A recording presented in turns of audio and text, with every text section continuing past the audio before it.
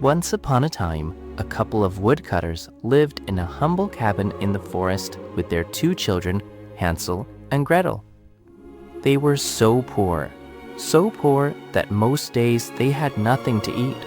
The children, despite their tender age, had no other option but to work to help their parents. One day, as they were gathering firewood, the two children became lost in the forest. They tried to find their way back to their home, but all their efforts were in vain. It grew dark, and Hansel and Gretel began to walk, searching for a place to spend the night. After a little while, they spotted a light far off, and they made their way towards it. After a very long journey, they finally arrived at a small house.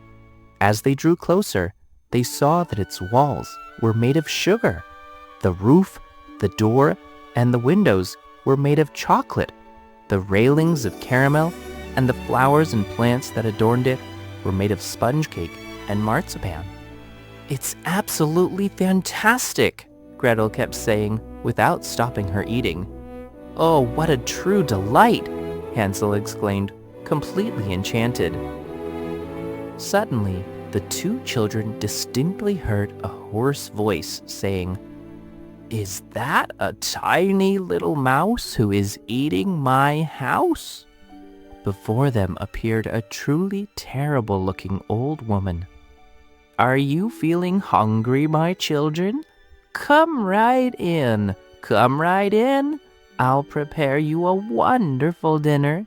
Then you can keep on eating all the sweets you want." The old woman served them absolutely everything imaginable. Hansel and Gretel had never, ever enjoyed a banquet quite like that before, and they ate until they were completely, utterly full. Afterwards, completely exhausted and utterly worn out, they fell into a very, very deep sleep. However, the very next day, everything changed dramatically for the children. That old woman was a witch who had locked Hansel in a dark, gloomy cellar. Then, quite rudely, she ordered Gretel to go fetch water and gather firewood for the fire. "Hurry up! Make your brother's meal!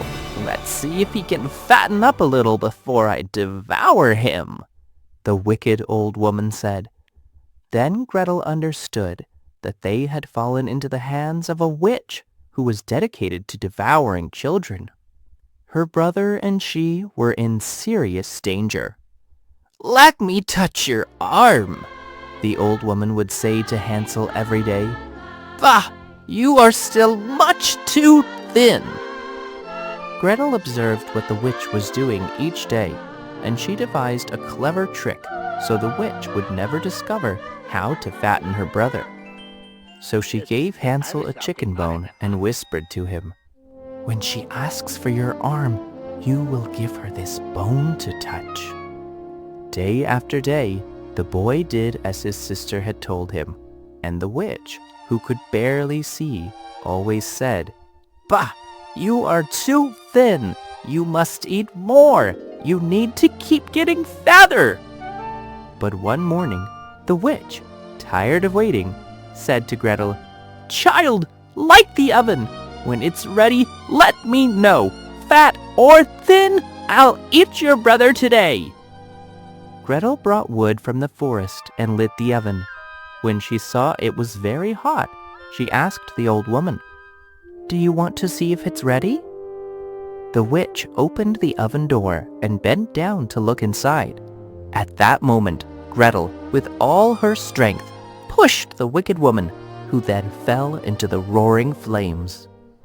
Little brother," the trembling girl whispered as she lifted the heavy cellar grate. "Come on, we can finally leave now. The witch is in the oven." But Hansel was slow to come up the basement stairs. When he finally appeared, he was carrying a very full sack slung over his back. The boy had carefully stored the witch's treasure in that sack, which had been hidden away down there. "With this, little sister, our parents will be rich," he told Gretel, who looked at him in astonishment.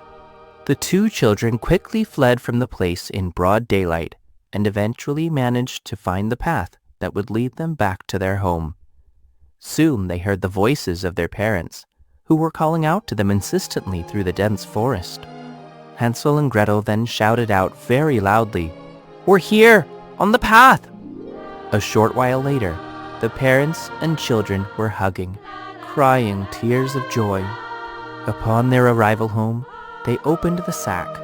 Inside there was a genuine fortune, enough so they would never again have to worry about food, to build themselves a beautiful home, and to live out their lives in complete happiness.